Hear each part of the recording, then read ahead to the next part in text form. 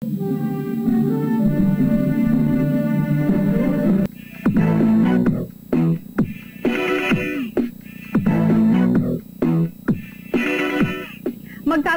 na naman ng husay sa basketball ang mga Pinoy sa South of France.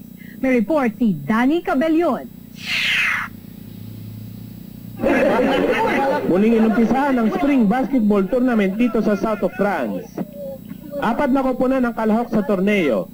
Ang tinakda Century Team Monaco, Nax naman Batanggenyo Team, Bagsig Cans Team at Siman Antib Team.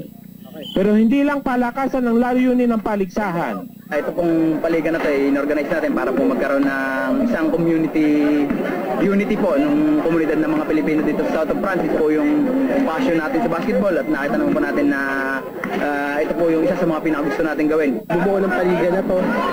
Nakakatuwa kasi sa tinatagal-tagalan ng paghihintay mga Pilipino. Alam niyo naman, minsan lang yung paligan na to. Resulta, happy lahat. Sinuportahan din ng mga Pinoy ang tournament. Masaya kami ngayon na naglalaro at nanonood ng basketball. Sana ko lagi ko nilang gawin ito para malagi ko kami masaya. Ang hiling lang ng mga kababayan natin dito, sana ay lagi magkaroon ng ganitong palaro para lalong tumatag ang samaan ng mga magkakababayan. Para sa Balitang Europe, Danny Cabellion, South of France.